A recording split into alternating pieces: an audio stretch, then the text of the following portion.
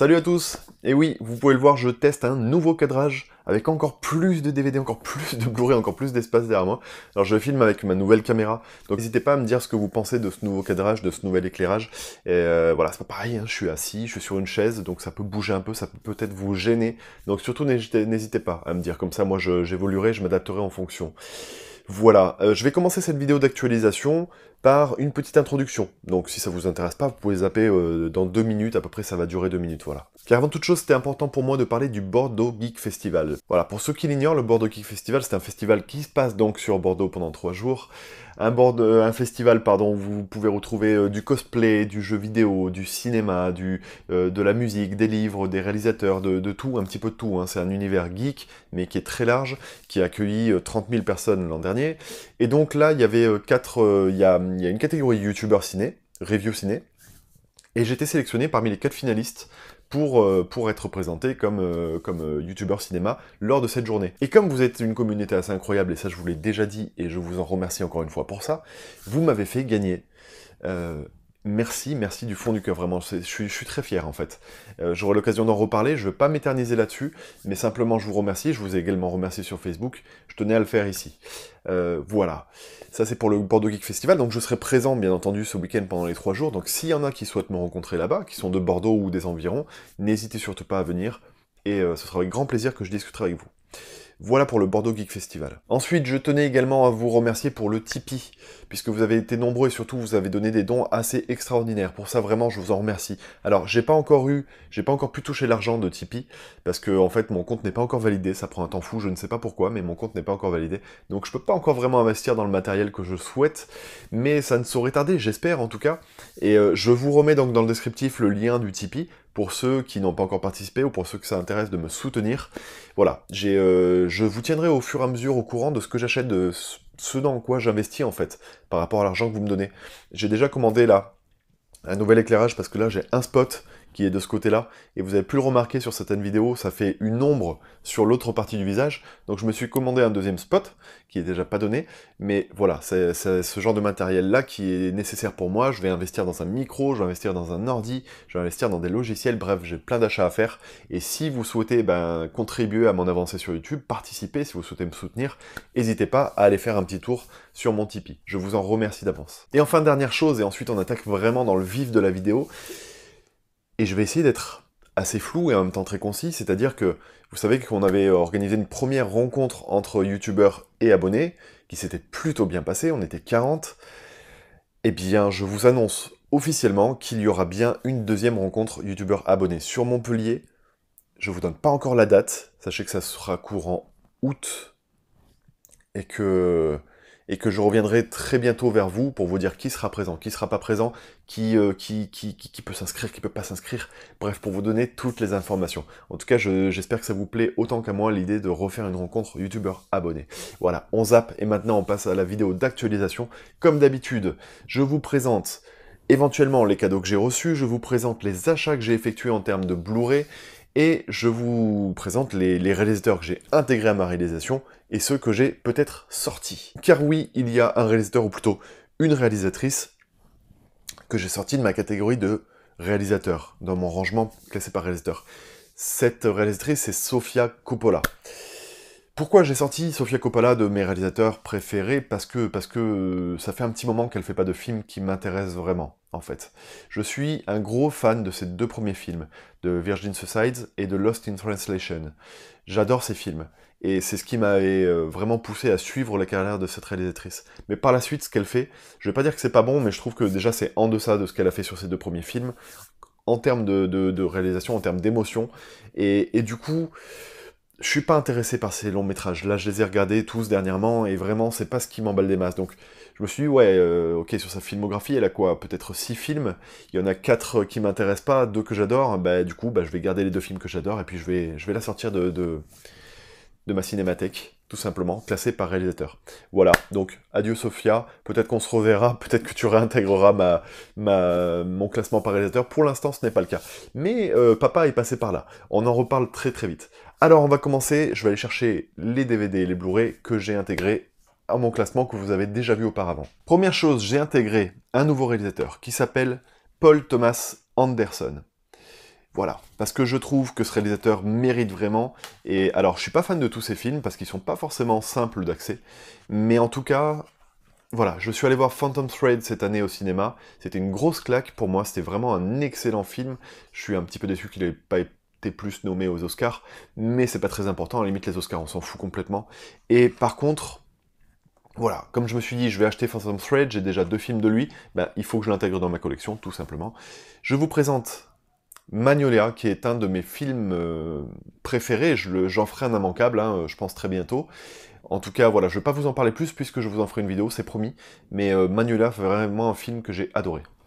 Et j'ai également There Will Be Blood, qui est un très bon film avec Daniel Day-Lewis, qui figure également dans Phantom Thread, et voilà, cet acteur c'est un génie, donc moi je suis content de le retrouver à chaque fois, encore plus quand c'est dans des mains d'un grand réalisateur, ben, donc je vous invite à voir There Will Be Blood si vous ne le connaissez pas. Ensuite j'ai intégré un nouveau réalisateur, ou plutôt une nouvelle réalisatrice, à mon classement par réalisateur, qui est Catherine Bigelow. Catherine Bigelow, que vous connaissez, alors son nom vous parle peut-être pas forcément, mais vous la connaissez forcément. Catherine Bigelow a réalisé le magnifique Point Break, qui est vraiment un grand classique. Alors certains n'aiment pas ce film, vous pouvez ne pas aimer, mais en tout cas c'est un grand classique, ça c'est indéniable.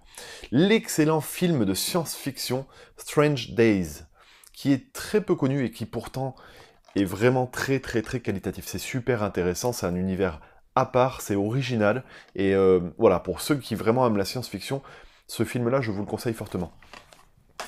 Ensuite, forcément, et là vous allez dire, ah mais oui, ça y est, finalement je la connais, c'est la réalisatrice qui a fait le film Des mineurs, qui a été oscarisé, qui est un excellent film, forcément.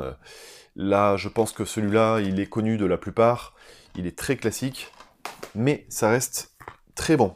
Ensuite, nous avons le film Zero Dark Thirty, voilà, prononcé un petit peu à la française, parce que je suis nul. Et vous savez quoi, ce film, je ne l'ai pas encore maté. Donc je me le ferai un de ces 4, il paraît qu'il est très bon.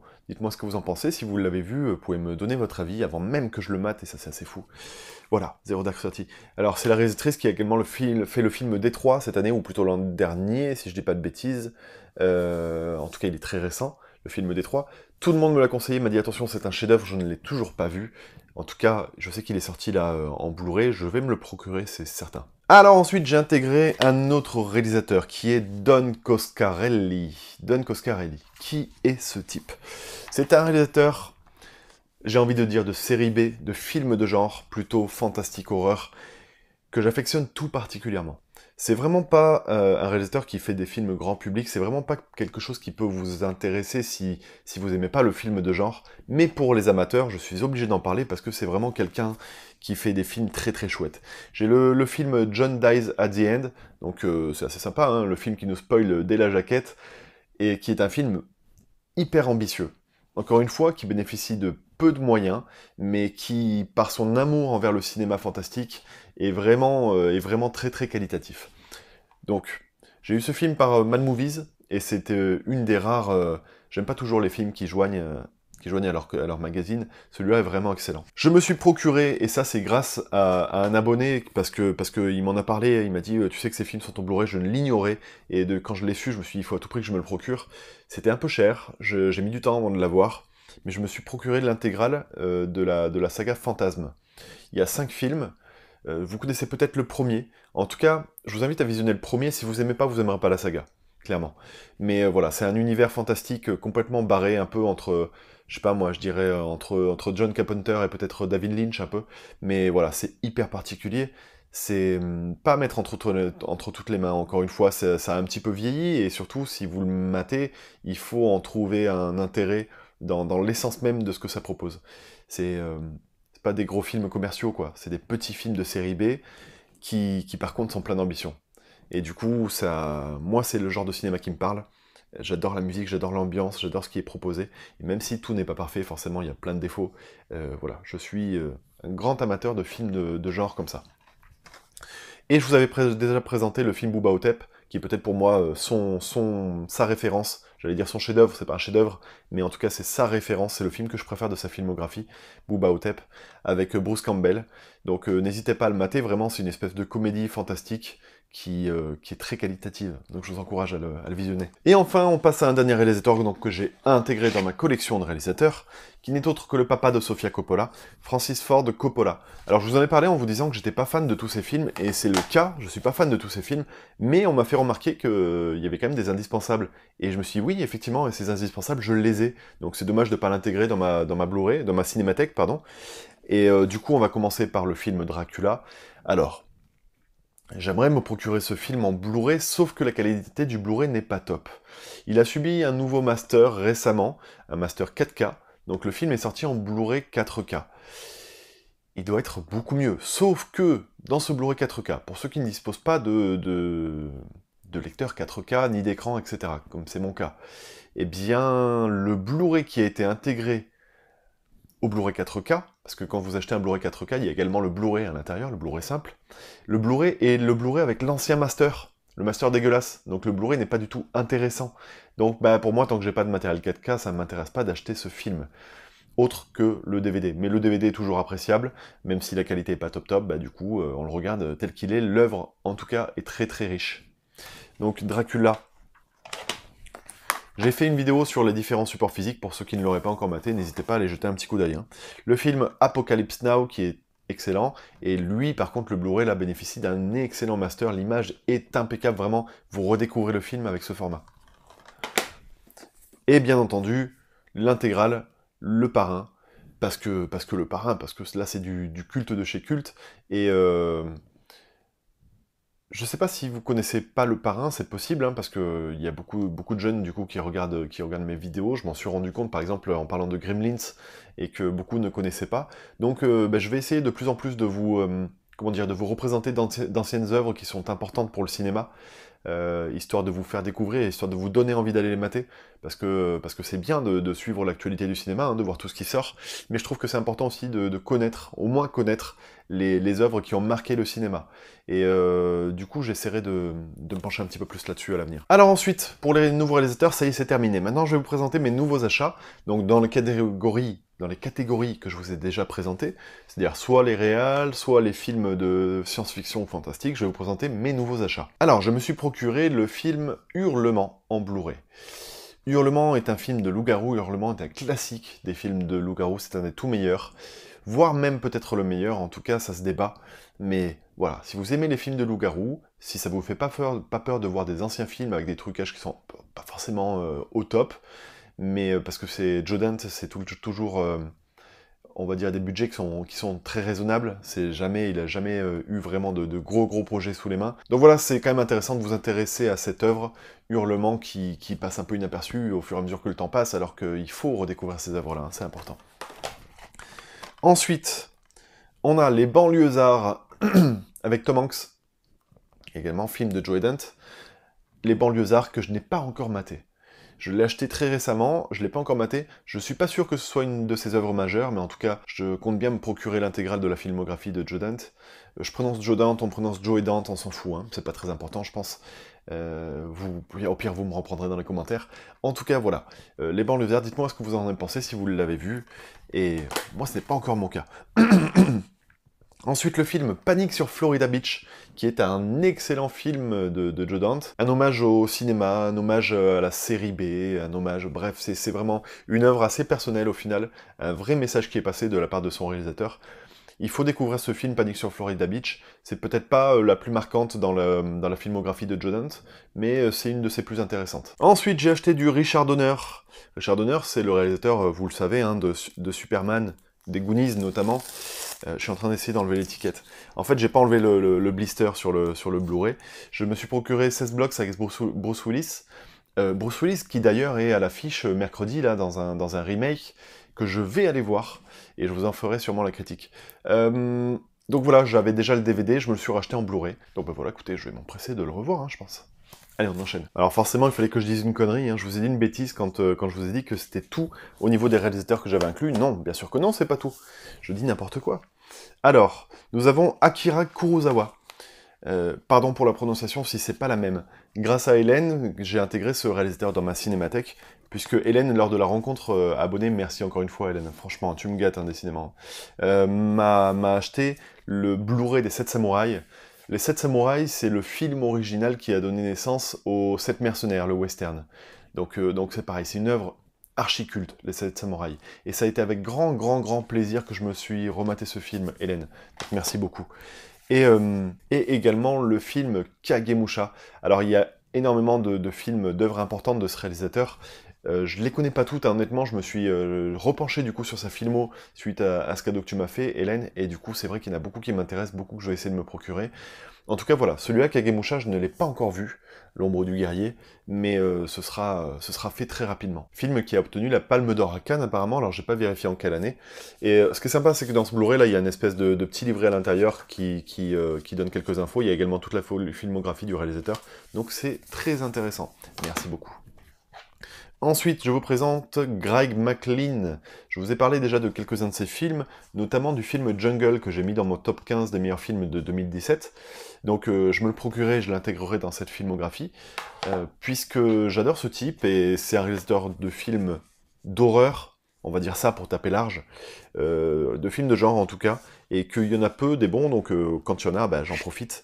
Alors j'avais beaucoup aimé le film Wolf Creek, voilà, qui est un espèce de survival comme je les aime, et je vous invite du coup à le mater si vous ne connaissez pas. Également le film En eau trouble, je crois que ce film-là a eu un autre nom, il s'appelait Solitaire, je crois. J'en suis pas sûr, mais je sais que, enfin, si, je suis sûr qu'il avait un autre nom, je sais plus quel était le nom, mais je crois que c'est ça.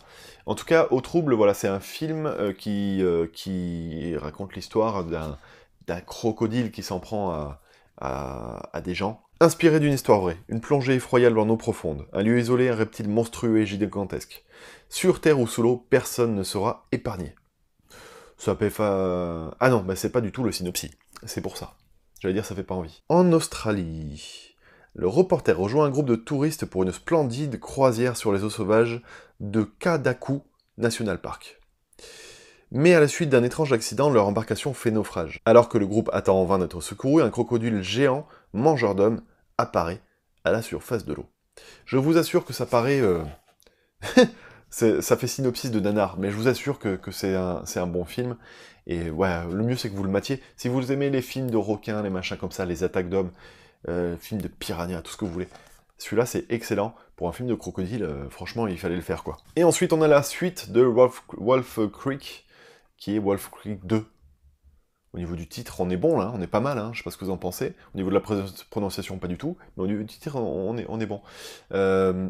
Voilà, c'est un peu plus gore, c'est un peu plus, comment dire, un peu moins subtil, un peu plus voyeur que le premier, mais ça reste du bon, et il y a un travail dans l'horreur, un travail dans le genre, là, qui est vraiment bien foutu.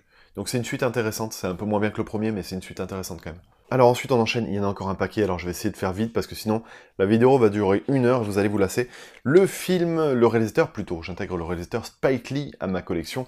Spike Lee c'est un réalisateur, c'est particulier, parce que c'était gros coup de cœur pour moi envers ce réalisateur quand j'avais 20 ans. Et du coup, par la suite, là, ce qu'il est en train de faire, là, récemment, il a beaucoup de mal. Beaucoup de mal, comme beaucoup de bons réalisateurs qui sont un peu vieillissants.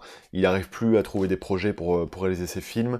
Il est plus aussi investi, je pense, dans son cinéma, parce qu'il a déjà fait passer tous les messages qu'il aimerait faire passer, je pense. Et du coup, il représente pas ce qu'il représentait à l'époque. Mais, au regard de sa carrière, au regard de ce qu'il a fait, au regard de ce qu'il a apporté dans le cinéma afro-américain, j'ai envie de dire, c'est important de voir les œuvres de ce monsieur. Malcolm X notamment, qui est une œuvre vraiment bonne, qui est un biopic, hein, tout simplement, vous connaissez peut-être un petit peu l'histoire. Le film He Got Game, avec Denzel Washington, ça y est, j'avais même bouffé son nom, qui est un film plutôt sympa. Le film, là, la jaquette est dégueulasse, l'image du film est un peu... n'est pas bonne non plus, je sais pas ce que donne le Blu-ray, s'il y en a qui l'ont, n'hésitez pas à me dire ce que ça donne. Voilà. Mais en tout cas, l'œuvre en elle-même est intéressante. Les films de Spike Lee, c'est pas des œuvres qui sont forcément hyper abordables au premier abord. Il faut pas hésiter à leur donner une seconde chance, et surtout, ouais, je trouve qu'en le revoyant, ça gagne vraiment en qualité. Et un film que j'adore, mais vraiment, j'adore ce film, 24 heures avant la nuit, la 25e heure, ça s'appelle, je crois, le titre original. En tout cas, là, en français, c'est 24 heures avant la nuit. Et un film avec Edward Norton qui est excellent. C'est un mec qui sait qu'il est condamné à aller en prison. Je sais plus ce qu'il a fait, je sais plus pourquoi. s'il a commis un meurtre ou un truc comme ça. Et en fait, on voit ces quelques heures avant qu'il rentre en prison, quoi. C'est un film poignant et encore une fois très intéressant socialement parlant. Le film Inside Man, qui a fortement inspiré La Casa de Papel, je pense. Quand j'ai vu La Casa de Papel, la série, j'ai fortement pensé à ce film Inside Man, qui était excellent, je trouve, à l'époque. Et ça a un petit peu vieilli, j'ai essayé de le remater récemment, j'ai eu un petit peu plus de mal, mais voilà. La Casa de Papel, vous en pensez quoi? C'est tellement un phénomène, cette série, c'est incroyable. J'ai du mal à comprendre des fois pourquoi les séries prennent tant d'ampleur, pourquoi elles sont tant réputées. C'est bien, hein, La Casa de Papel, mais c'est pas extraordinaire non plus. Et du coup, il y a quand même un phénomène de société où on a besoin de partager ce qu'on mate. Et c'est ce qui est génial avec les séries, au final, je pense, et c'est pour ça que les gens aiment, c'est parce qu'ils se retrouvent sur un rendez-vous et qu'ils en parlent autour d'eux, et que chacun échange sur ce truc-là. Le fait d'échanger, je pense, accroît l'intérêt qu'on a pour ce qu'on est en train de mater. Je pense qu'il y a un effet là-dessus au niveau des séries, c'est pour ça que ça cartonne autant. Parce que La Casa de Papel, tu mets en face Inside Man, c'est pas pareil, quoi. Ensuite, un excellent, là c'est peut-être l'œuvre que je préfère de Spike Lee, Summer of Sam. Voilà, je l'ai vu je l'ai pas revu depuis longtemps en fait, donc je vais pas pouvoir vous en faire une critique là, comme ça, même rapide. Je vais juste vous encourager à le voir. En tout cas, voilà, c'est vraiment un petit bijou ce truc. Alors il fut un temps où j'avais l'intégralité de la filmographie de Spike Lee, ses œuvres les plus anciennes, les plus importantes, j'ai envie de dire, dans sa filmographie, parce que c'est pas forcément celles-là les plus importantes. C'est plutôt ses tout premiers films, Do the Right Thing ou des choses comme ça. Et du coup, il y a un moment donné où j'en ai eu un petit peu marre de Spike Lee et je me suis séparé de certaines œuvres. J'ai fait une erreur puisque je vais être obligé de me les reprocurer, mais en tout cas c'est pas grave, c'est ça la vie d'un cinéphile, ça va, ça vient, on change d'avis, on a une évolution aussi en même temps que le cinéma, et bah du coup voilà, hein, il y a des amours qui naissent et qui repartent, c'est comme ça que voulez-vous que je vous dise. Je me suis procuré également le Blu-ray Il était une fois la Révolution, avec toujours la petite affiche 4 films pour 30€. Ouais, parce que 4 Blu-ray pour 30€, franchement, c'est pas dégueulasse. Hein. Et voilà, il est sorti en Blu-ray celui-là il y a peu de temps, et je l'avais déjà en DVD, mais du coup je me suis procuré le Blu-ray. Le Blu-ray est d'excellente qualité. Alors voyez-moi, il est encore sous blister, donc vous allez vous dire comment il sait que c'est d'excellente qualité. Tout simplement parce que je regarde des tests sur YouTube, sur Google. Beaucoup d'entre vous m'ont demandé comment tu fais pour savoir justement si un Blu-ray est de qualité ou pas. C'est simple, hein, vous tapez le nom du film, suivi de test Blu-ray sur Google, par exemple là, Il était une fois la Révolution, test Blu-ray, et vous allez tomber sur des sites qui référencent justement les Blu-ray et qui les testent. Ça vous dira la qualité d'image, la qualité de son, ça vous dira qu'avec quel master ça a été travaillé. Il y a voilà, des sites récurrents qui reviennent, il y a 2 ou 3 sites qui sont vraiment bien référencés, et il y en a qui sont meilleurs que d'autres, donc je vous invite à feuilleter un petit peu, histoire de voir lequel vous préférez, et ensuite vous pouvez vous y référer.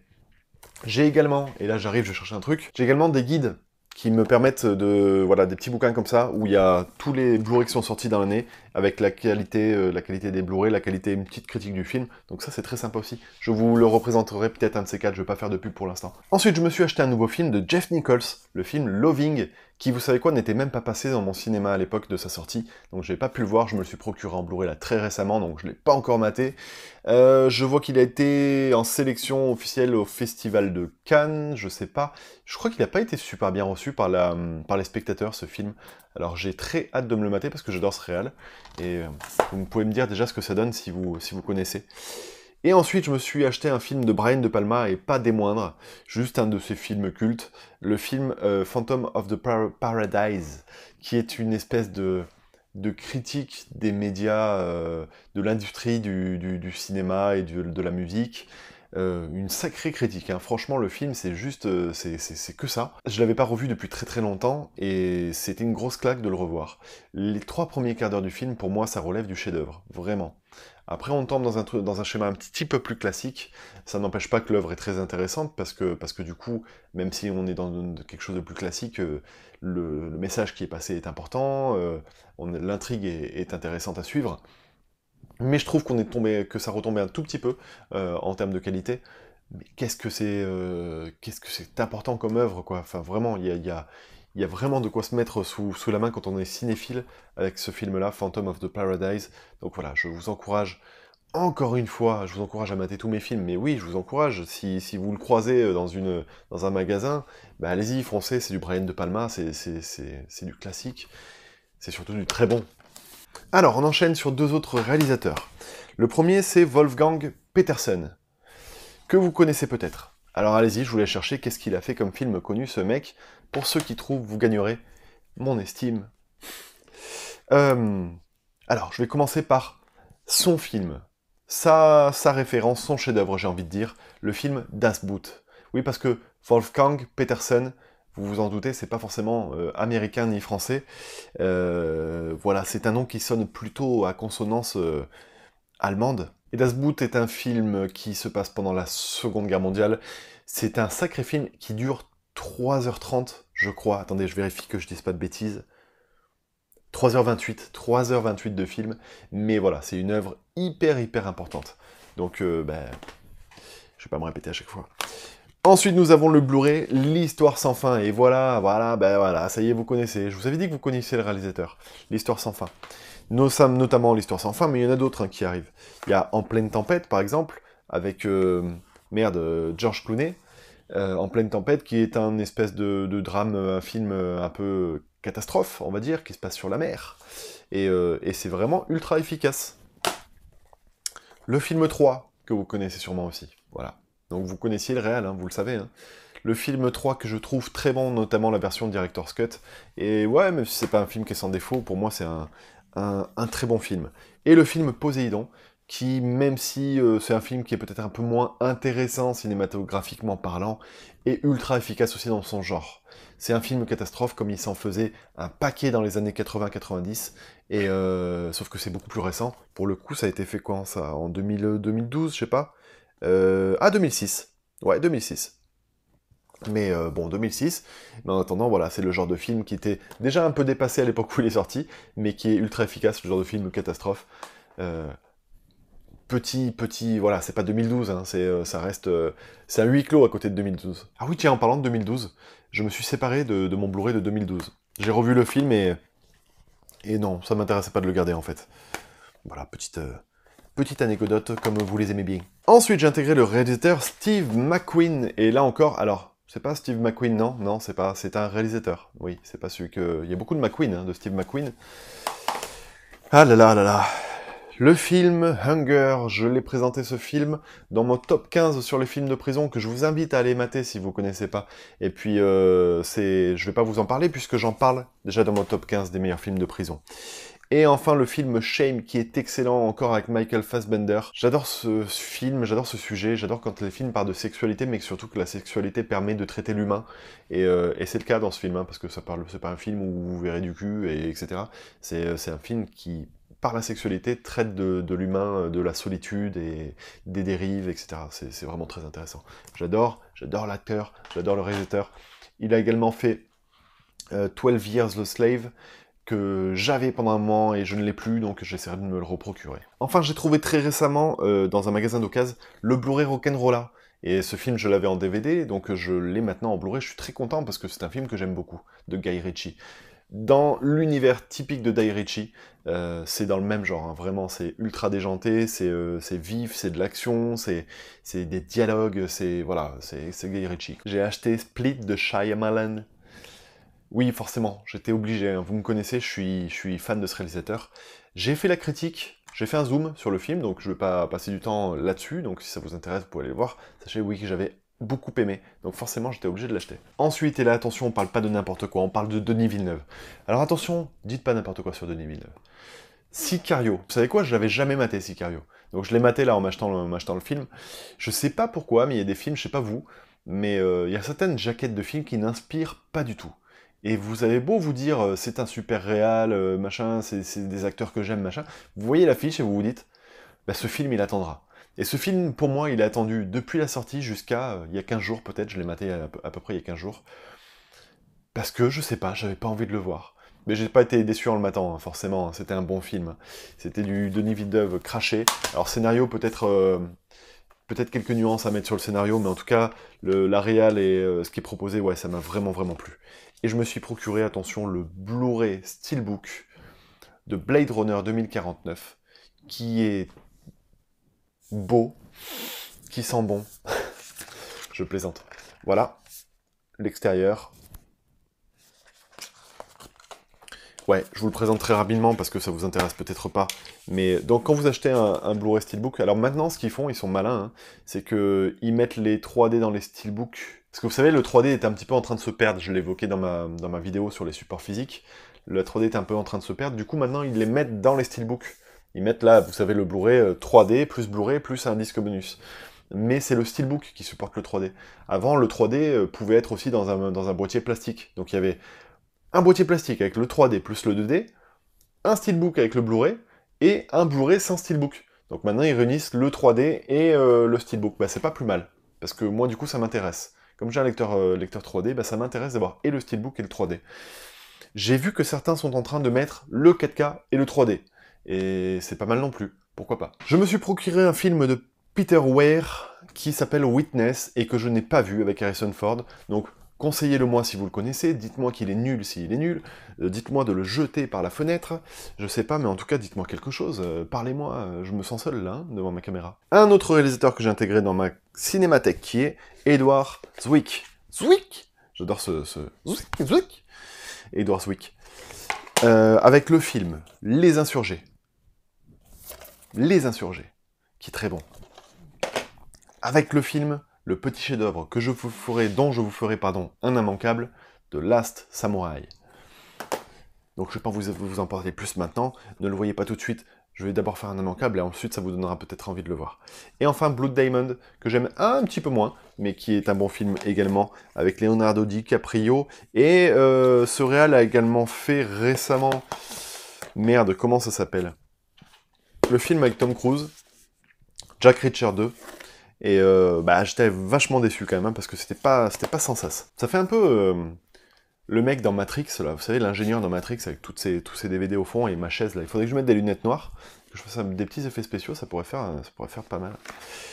On a comme nouveau réalisateur de ma cinémathèque John Woo, je pense que c'était important de l'intégrer, parce que c'est pas n'importe qui, John Woo, il a quand même marqué le cinéma lui aussi, avec le film notamment Wind Talkers, qui est un film de guerre que j'aime beaucoup.